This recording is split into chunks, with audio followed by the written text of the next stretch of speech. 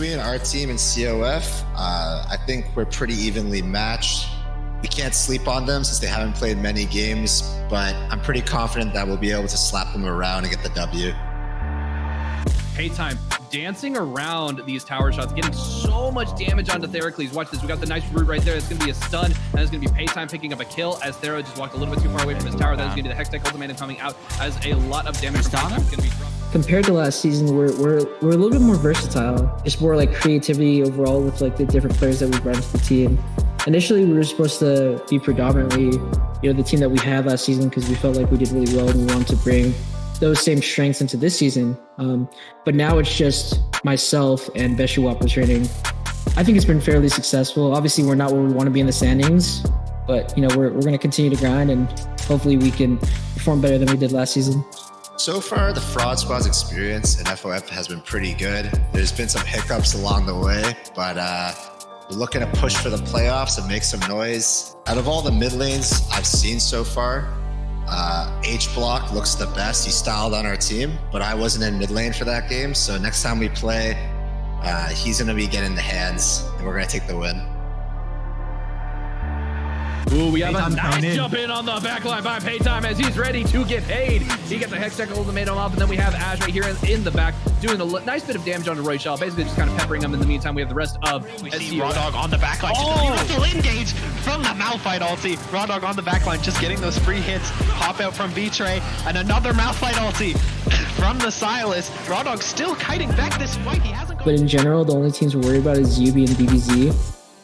Team H Block is pretty strong too, but obviously they beat us in the last game, and there were some things that we definitely have to brush on that we're bringing into this week. So hopefully we can show the work that we put in. But yeah, this is just kind of like another stepping stone in terms of teams that we need to kind of prove that we are one of the top teams in. Can't lose to these guys if we really want to compete against UB and BBZ. For the upcoming match, I'm expecting either we're going to have a perfect game, 0 towers taken, 0 deaths, or it's going to be NA Ram down mid lane for 50 minutes. Our greatest strength as a team is that we're all buddies outside of the game, so we got the unbeatable power of friendship on our side. I guess all I can say is that this season's been really crazy for us. Between all the subs coming in and now the big roster swaps, and I think it's just one of those things where you're going to have seasons where everything clicks and you're going to have seasons where you're going to have to make some adjustments. We're pretty confident in our ability to make those adjustments and adapt to how this whole season has kind of played out for us. And, a part of that is beating weaker teams. So we're going to come into this week, we're going to beat weaker teams, and we're going to continue to improve. And like I said, hopefully have a better showing than we did last season.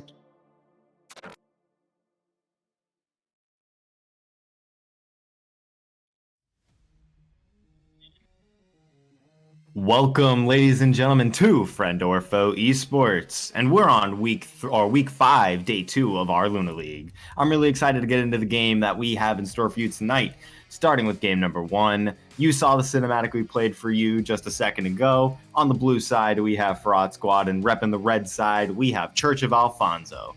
I'm looking forward to seeing these two teams play against each other for the second time while we're in the middle of regular season, and I hope you guys are too. As always, my name is Whirler, and casting alongside me tonight, we have Anti. Hello, and we've already got some really interesting picks and bans out of the way. A Gangplank ban from the side of Fraud Squad, and a Fiddlesticks ban from the side of Church of Alfonso, and Jarvan being picked up really early on into this draft, and the Sejuani being picked in response. I don't really get the Sejuani pick, because one of the things is, Jarvan is a very strong jungler, and there's basically 0 jungler in the game that can actually match him early on.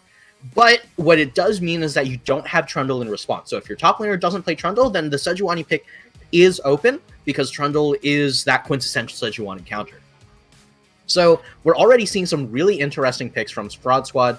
Xerath and Jarvan are 2 fairly solid picks here. Now with the Jhin, then we start getting into some problems. We need to see some DPS somewhere from Fraud Squad, because if you only rely on poke and you already have a Sejuani on the enemy team, I don't really know how to feel about this.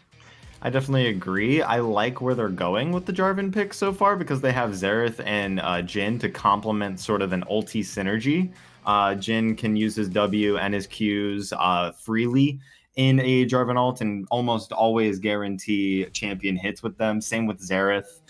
So they're sort of going for that sort of style of team fight. While on Church of Alfonso's side, they have a lot of ways to exactly eliminate that problem, especially with a wind wall. Not going to be too much of a threat for Church of Alfonso. And I'm seriously liking their draft so far, as we have a flex between Yasuo and Ryze already that is super good for them. And this Xerath might as well be a flex as well. You could take him into the support, you could take him into mid. It wouldn't make a difference in their comp either way, but I do agree with you, they need some DPS here.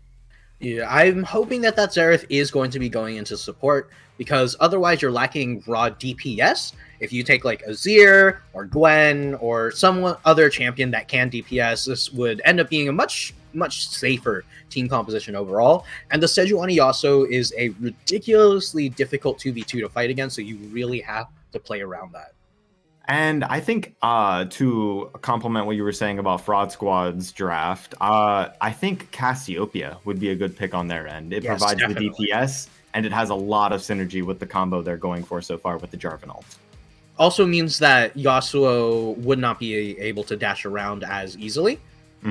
So Cassiopeia honestly would be a pretty good pick. Once again, another one of those picks that does get kind of shafted by Windwall though. Which is why Azir is a quintessential Yasuo counter pick, has been a counter pick for a long time, but once again, still a skill matchup, still able to be messed with, and Yasuo, if good enough, can definitely slam that lane. Definitely so. Is that Sedge top? I don't know if that's Sedge top. Looking at the rest of their team, could be Yasuo bot, but I want to throw my money to say that maybe that's Beshi's Zac.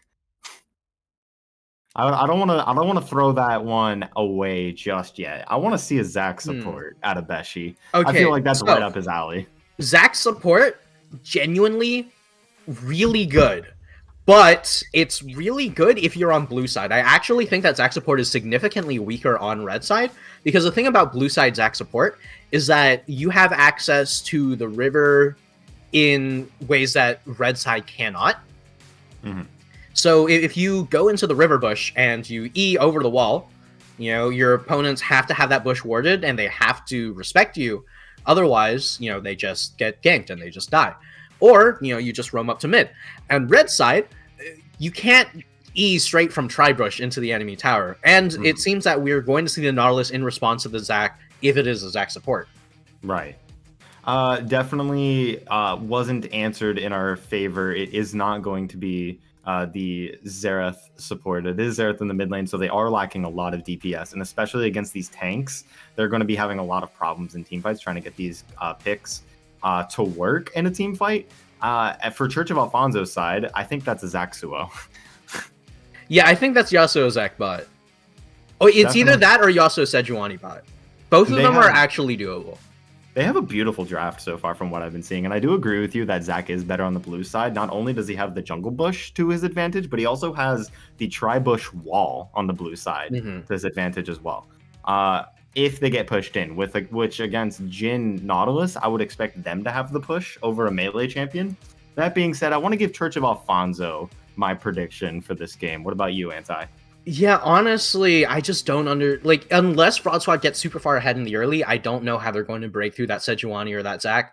So it's going to be a real big question, and it's a lot that we need to have answered here. Definitely so, and I think we are ready for game number 1 of the night. Heading on in here. It is the Zac report. It's Beshi's Zac. We know Beshi WAP so well here, and it's not with the Alistar gone, his signature Alistar. He's bringing out a spicy pick, because these champions, honestly, in the support role did the same exact thing.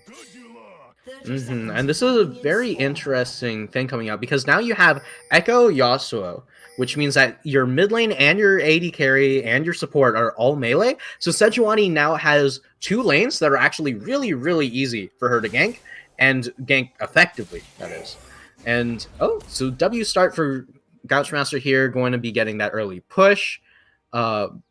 going to get that early poke, but not necessarily going to have the same kind of priority you'd see from a Q start. Graviel going in, sees a Nautilus, just wants to get some vision, nothing more than that. No action to be had just yet. It's going to be bot side starts for both junglers as we head on into this game. 1 minute in, the Yasuo bot lane.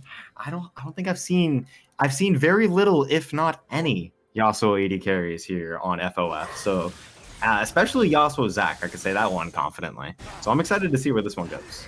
So as someone who spent about 75% of season 6 season 5 playing with a Yasuo bot lane.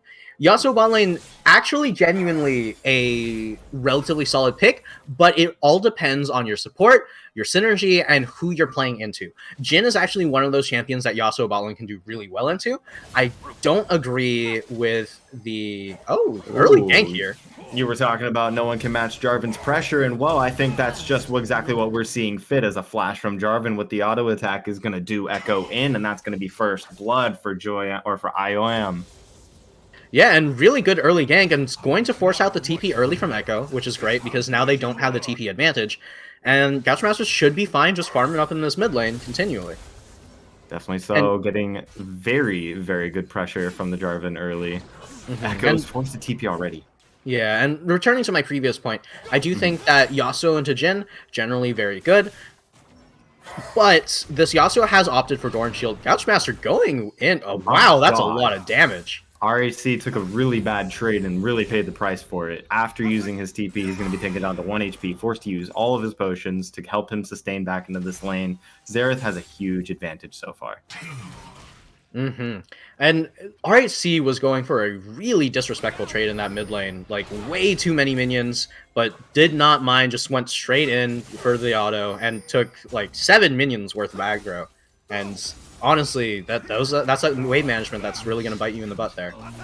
That is indeed. We got Yasuo engaged coming in here. Level 2, Zac getting some Qage off on the two of them. Exhaust thrown on Froa Murphy. Froa Murphy going to have to kite that one out. Nautilus not so much. They're going to be taken down to half on all sides, and that trade is looking as even as it gets with summoners being blown on the side of COF.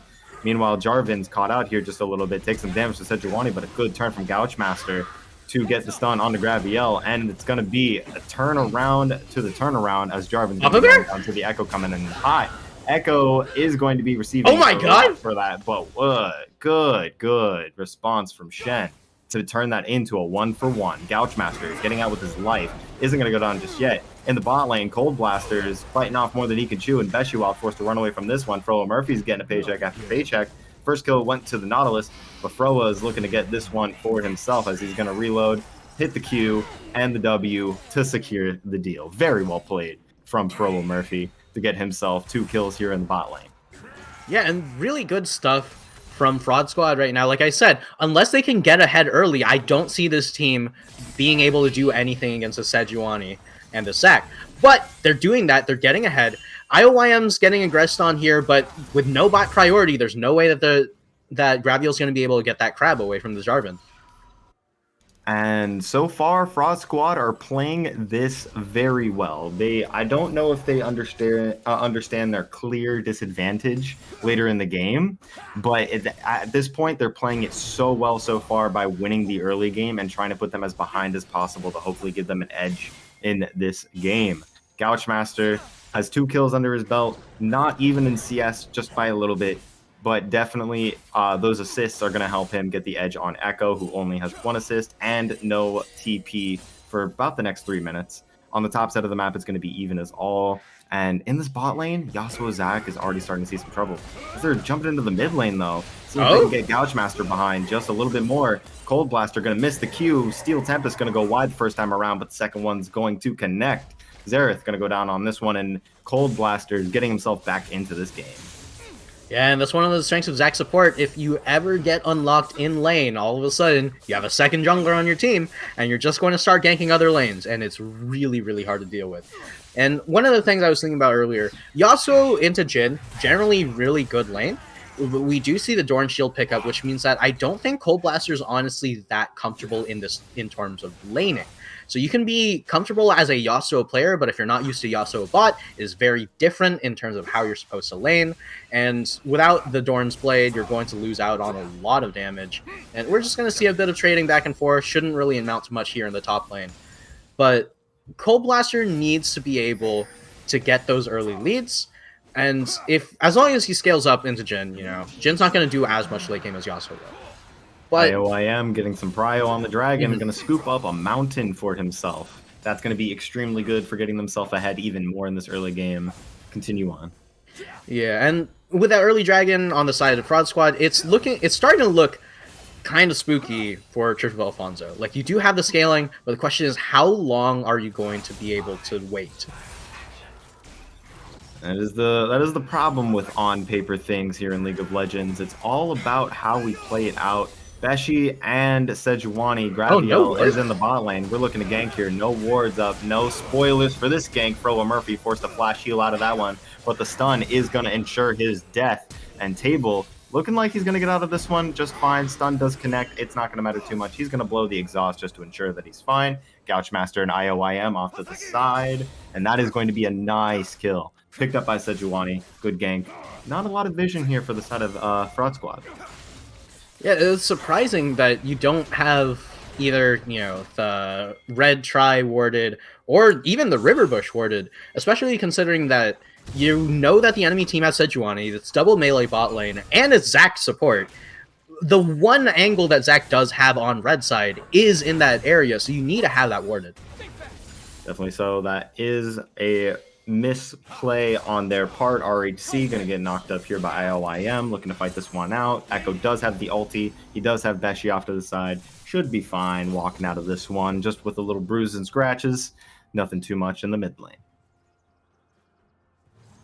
All right, and Frosh Murphy, honestly, Fro Murphy is going to be able to farm up here. 60 CS on the board at 8 minutes. Not a bad pacing, and should be making their way over towards that Gale Force.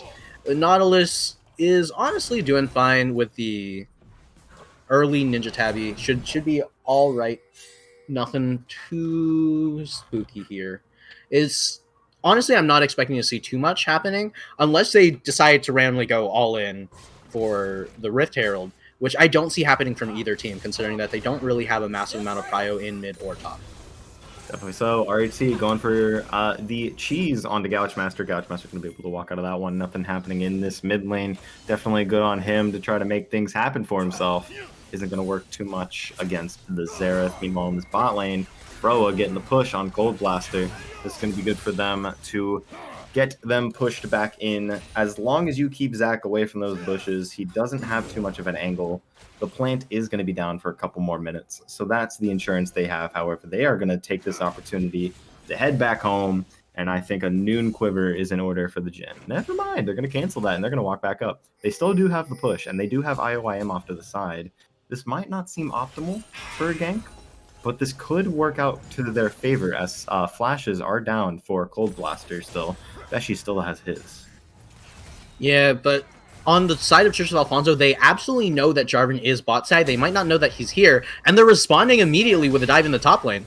And definitely so. Yeah, Graviel is 6, is going to stun Papa Bear up under tower. Papa Bear's got nowhere to go, but the base, Graviel is going to take the execute for it, but that's no matter for him. Paid time getting the kill on to Papa Bear, and Papa Bear is going into hibernation for a little bit. IOIM looking to make a play to even that one out in the bot lane.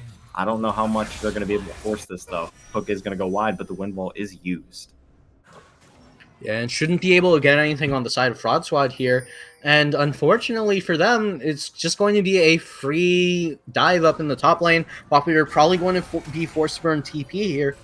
Oh, never mind. Paytime going to back off, which means that Popular can actually just walk up to lane and take the time to slow push us into tower. Shouldn't be able to get frozen.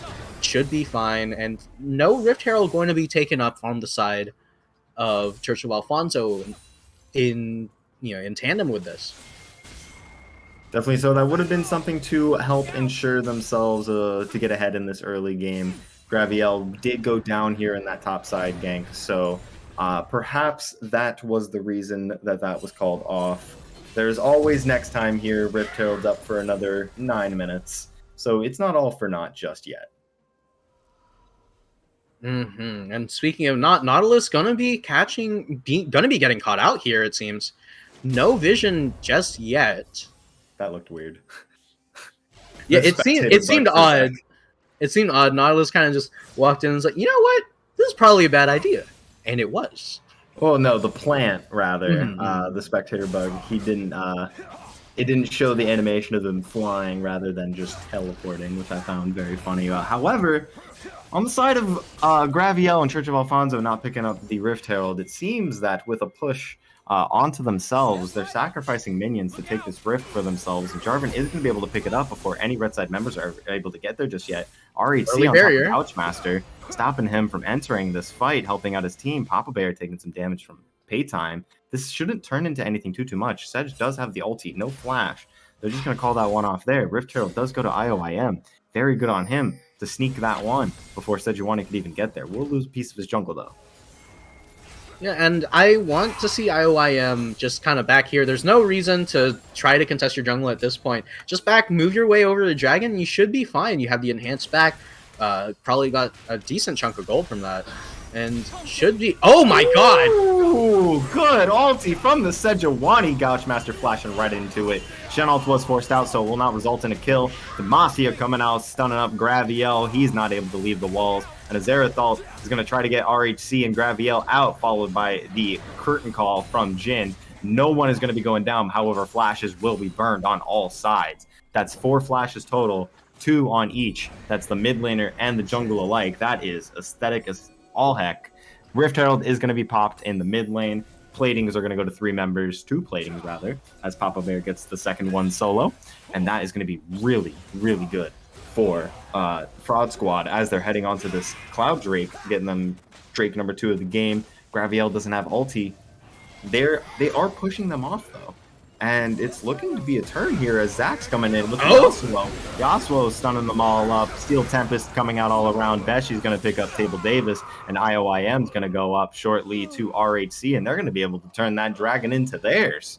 Very, very well played from Church of Alfonso, getting themselves first dragon of the game, and of all dragons, a Cloud Dragon, which is really good for their ultis. And denying that ulti cooldown away from Shen, I think that's really good for Church of Alfonso here going into the later parts of this game. And what a beautiful engage from Beshiwap.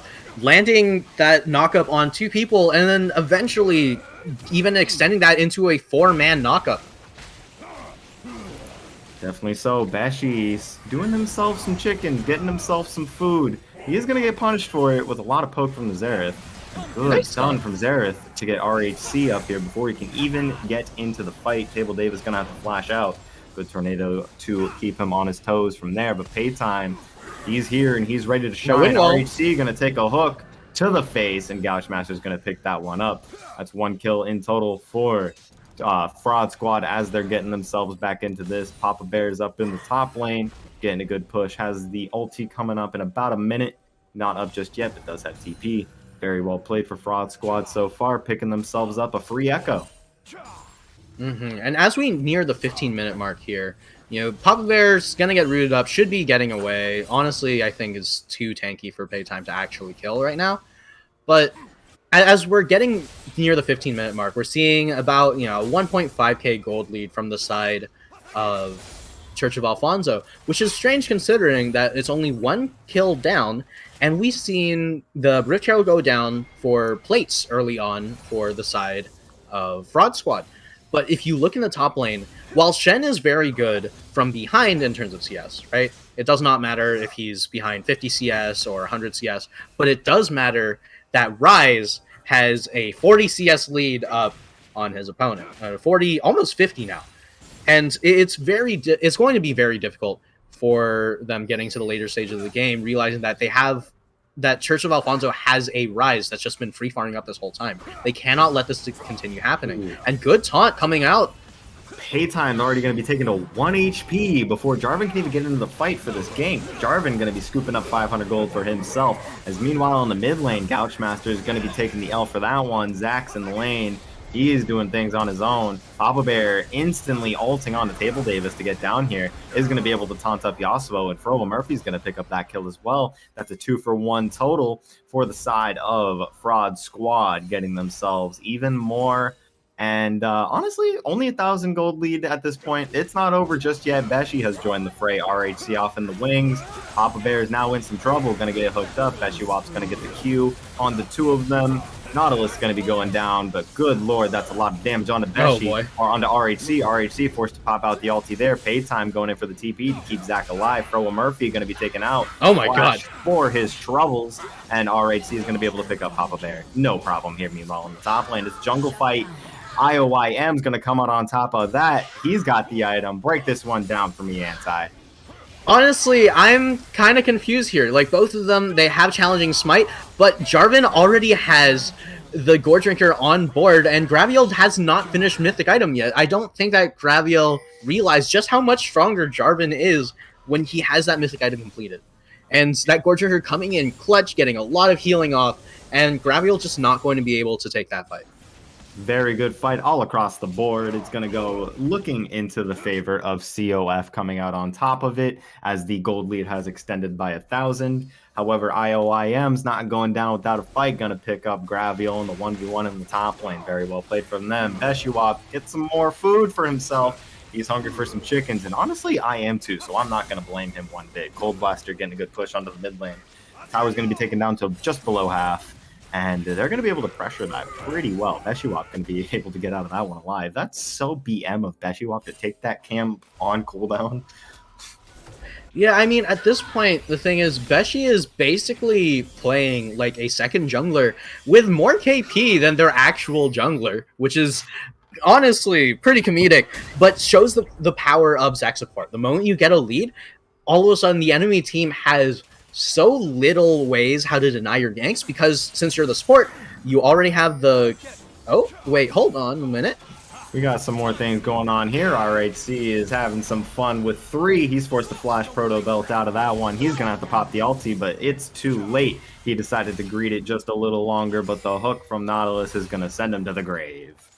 Yeah, and just like that, Jarvan going to pick up another kill. They're going to take Rift Herald in response to this tower. But honestly, not that bad from Fraud Squad here, as long as they can get the tower fully down. And one of the things I was saying is, if Church of Alfonso get ahead early, and with this gank right here, what a gank here! Oh my god! It's not over yet. Gouchmaster flashing out of everything is going to be able to keep himself alive for just a little bit longer. Cold Blaster going to be eating the turret. I don't think Beshiwap can finish this for himself as he does, but he's going to give over 600 gold as a compensation to Gouchmaster. They are going to be able to get the tower. A little deep from Cold Blaster to take that ulti into the tier 2, but they do end up getting the tower. They give over a bunch of gold due to the fact that they just lost bot tower as well. But overall, it's still an even game. IOIM taking the flag and drag on to Paytime. Paytime going to be flashing on out of there, but Shen's in the fray. Graviel is going to be taken very low on the side of Paytime as well. Hook going on to RHC. RHC Murphy still has his ultimate. He isn't using it. He is going to go down on cooldown again. Graviel going to be able to get out of the curtain call. Paytime alike. Table Davis hooking into the wall. They're not going to be able to turn this any further. It's going to be a 1-for-2 for Fraud Squad, putting Church of Alfonso on top of that one overall, and they're going to start dragon number 3. It's going to be the second dragon for them this game. Yeah, and one of the big things is that we saw IOIM going in there. Oh, Gouchmaster getting engaged on. This is so BM of Gouchmaster to try to steal that one. There's a Zac. There's a Rise. They have the range to get behind you here, and they're going to do it. They're going to take Gouchmaster for a run again, and that's the second death in a minute for him as well. Dying on cooldown. Both these mid laners really like that gray screen. Yeah, at this point, we should be seeing League of Legends on our CRT, because, dear Lord, we are not having too much liveliness at this point. It's just gray screens all around. And a little bit of a jungle fight going on, if you want to call Zac the jungler here. So, he's going to run away from the red buff, not try to contest it, because IYM actually has a smite, and he will use it. Definitely get picking up the red buff for himself. In this neutral, we see ourselves in a state where it looks pretty even. We can't tell who is ahead. These fights could go either way. Break this down for me. What do these teams want to do? moving forward. Honestly, at this point, Church of Alfonso just want to continue this scrappy fighting style because they don't need to 5v5. As long as they can fight with 3 or even 2 members, they should be coming out on top. Because the thing is, Fraud Squad have a team that just wants to sit back, scale up and poke you down in a solid poke comp, but they have so much dive from the side of Church of Alfonso that I don't know if Fraud Squad are going to be able to keep them off in time. We've seen it happen many times so far in these fights where it looks in the side, or favored in the side of Fraud Squad, but you see either a Rise ult come into the fight, or you see a Zac jump in from behind, or a Sejuani hop the wall, throwing that ultimate with ease. There are so many ways that Church of Alfonso can just surprise Fraud Squad here in these sort of setups. I think you're right. They don't have too much time to get the poke off before something ends up hitting the fan. And with Baron up on the map, these teams are looking to get themselves in the direction of it. I think Church of Alfonso has the leg up so far, but honestly, it still could go either way, depending, or player dependent. In the mid lane, we're getting a good priority from the bot lane, pushing up mid lane as soon as possible, keeping the bot lane, the enemy bot lane, stuck on it as long as they can. So as long as they keep up on that, stuff like Baron rotations will come easy for them. The same thing for the reverse side, though. If they're able to get good priority on these lanes, TPs on cooldown, or off cooldown rather, I feel like this could go either way. COF with the TPs definitely have the advantage. You have Shen always to consider when it comes to Fraud Squad, that you can never eliminate a surprise Shen from these fights. I'm excited to see how this one goes. There's only time will tell exactly what the answer will tell for us, as it looks as if COF are trying to get some vision denial in the enemy jungle, but it starts up a fight. Table is getting the fight started. Cataclysm from IOIM is going to start off that, but Paytime's DPS with the EQs is going to be enough to take him down. Cold Blaster going to get stunned up here on the opposite side. He's going to go down. Oh, Graviel is going to get hooked up. He's alive, however, barely over the wall. Shen ult, or not Shen ult, but rather TPs. Here we go. Fight. Paytime is going to TP in front of their face to keep Zac alive. It's not going to matter. Gouchmaster is going to take him out as soon as the TP gets canceled. But the damage from RHC is turning it back around in the COF's favor. And Paytime is going to be able to get it alive. Graviel already down to back from 0 is able to get back into this fight. RHC taken very low, has no ultimate, does have flash in case Xerath wants to get a little funny, but I don't think that's going to be happening. That's the end of that fight, and I think COF came out on top. Yeah, and one of the things that we see there is, like I said, Church of Alfonso don't mind taking those small scrappy fights with only a few members. Meanwhile, Fraud Squad, they got what looked like such a good engage until the wind wall comes up and Graviel starts zoning off from Murphy, and he can't get any autos off in the fight. And you see, you see the Deadly Flourish, you see the Curtain Call, but none of it is going to amount to anything with that wind wall in the way and that Sejuani staring you down. Definitely so. There's a tank here in this game, and she's going in for more. IOIM going to get rooted up, going to have to EQ out. Oh my god. 3-man knockup. Yasuo going to follow through. This could be the fight they need to turn this around in their favor, as Cold Blaster and RHC pick up a kill for themselves, and a double going out for RHC, as Beshiwap wants more, but he's not going to get it, just barely. And Dragon number 3 for COF is imminent in this sort of regard. The Rise ult is up, and there's still a Zac in the game. I hope Xerath has learned his lesson this time around, and it appears he has. He's standing off in the wings, and they're making a motion towards the Baron, and I think it's theirs. Yeah, and like you said, I hope Xerath has learned his lesson. At this point, I don't think that that's even an option, because learning your lesson for, standing under your tier 1 tower where you think it's safe, and the enemy Zac is on the wings, yeah, sure, that's cool and all, but now, your tier 1's down, your tier 2's not safe, your inhib's not safe, nowhere is safe. Church of Alfonso are going to dive you under Nexus towers at this point and just slap you with their wallets. It is so far gone that I do not understand a way that Fraud Squad can get back into this game at this point. It's so difficult. Graviel. IOIM feeling ballsy here. Gonna have to flash out of that one. He picked the wrong fight. Graviel not gonna mind that one too much. Flag is given vision. Graviel is staying. He's confident in this one. Jin's gonna back off from RHC up in the bot lane. He's gonna try to group around his team. RHC is gonna get a push with TP up here in this bot lane. And in the mid lane, the Baron empowered minions were able to take the mid tier 2. Beshi off to the side, going to clear the pink ward, give himself some space to get some ease off. And Paytime in the top lane, they're playing this 1-3-1 really well. Yeah, they're playing this 1-3-1 phenomenally. I do still think that there's not too much that they can do against this Ryze unless Couchmaster is willing to go up and...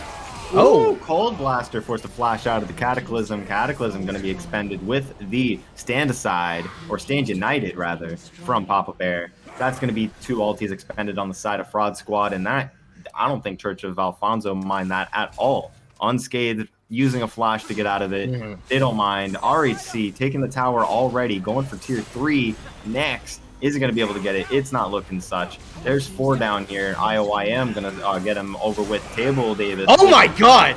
But a good ulti from RHC is going to blow Jin up. He's not going to get a chance. Good ulti from RHC and a turnaround to make it very, very heavily favored. Good ulti from Cold Blaster to stop the ulti coming out from Xerath. IOIM is going to try to even this out as much as he can. But RHC does not mind. Paytime tanking the Nexus towers to get Papa Bear to have. And this could be the end of the game right here, ladies and gentlemen. Papa Bear going to get dove under 2 towers. It's not going to matter. He's going down with the quickness. 27 minutes. He only has 1 item. He's not beefy at all. 2 inhibs going down so far. And they're going to look to end this game as timers are coming up in just a couple seconds. Jin and Nautilus not going to be able to save this game. That is going to be Church of Alfonso taking this very swiftly. Very, very well played from them. Yeah, very well played. And dear Lord, like I said, once Church of Alfonso get ahead, that Zac support is so scary to deal with because, now you have to deal with a Zac that also is going to have access to Sweeper and the support item. So he's going to be the one in charge of all the vision in the game. And look at that damage. Zac did more damage than Yasuo in this game. Like, Beshi was absolutely demolishing this Rift. Part of 21 out of 25 kills. And Zac's support, what a surprise pick, but it worked to a great extent. If you don't know how to deal with this pick, I would suggest studying up on it because, dear Lord, does it look scary. I love when Beshi brings out these kinds of champions. It shows just how much skill he has in the support role, and it brings joy to my heart to see it thrive the way it did in this game. Very well played from COF. Stay tuned because we have an interview with your winners here in just a few minutes. Don't go anywhere. We'll be right back for game number 2 afterwards.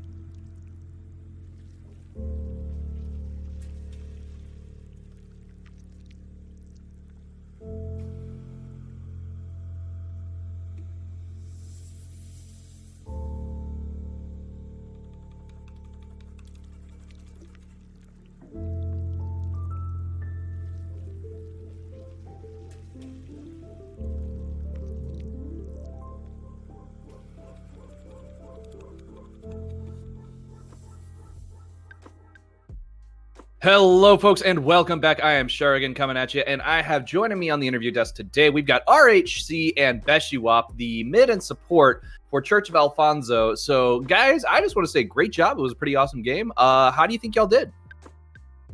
Like, how would you rate? I did all right. All right. I don't think I did that good. I was kind of griefing at the beginning, but luckily Alfonso came in, or Beshiwap came and bailed my lane.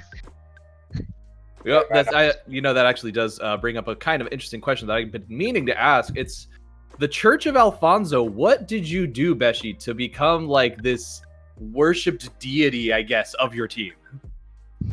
Wait, I'd like to answer that question. It's quite the opposite. Alfonso is the figure of abuse in our team. He gets all the heat, so due to that, he was promoted to, the idol of the team. So, when things go down for us, it's going down for him personally. I got way too many fans, you know what I'm saying? Like, that's just how it is, famous things. That's just how it is, bro. Okay, I got you. Basically, when everything goes right, it's all because Beshiwap was there, and if things go wrong, it's all because it's Beshiwap's fault. Gotcha. It's always support diff. It's always support diff. Yeah, bro, it's always support diff. It's always supportive. That's just how it is.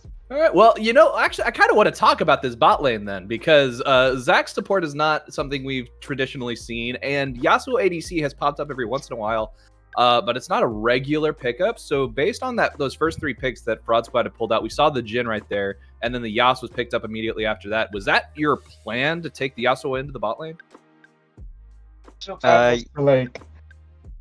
We were gonna do Gragas Yasuo, but these guys banned my Gragas. I was like, pick me Zach, why not? They're playing Jhin Xerath. They don't have any dashes. It's too easy for me, man. Like, why would you give me to this champion? And then we just picked it. We went over to the game. There you go. I carried the whole team, easy. Oh, it was definitely a perfect game, by the way. It was. I want to say I applaud you on that. So very well done. Right, perfect game. That's one way to look at it. Hey, you can always it's perfect in your own mind, right? Yeah. Yeah, bro. Yeah. Well, we had a plan going into the towers. draft, but obviously with the picks and bans, we kind of figured some of the stuff were gonna get banned, and we had some picks for it. Obviously we were not expecting the Gragas ban, 'cause we don't know why. We don't know why Gragas was banned there. No one has been showing the Gragas pick, so maybe they scouted out Beshi and they just kind of knew. It could be, but yeah, we found that surprising to be the very least, and then we kind of just picked the Zach off of a whim, and Beshi's had a lot of practice on Zach in the past, so we were confident he'd be able to play well going with it. It was very well done, and I just knew, as soon as I saw the Zach pickup and going into that bot lane, I was like, okay, once level 6 hits, that's going to be a terrifying lane.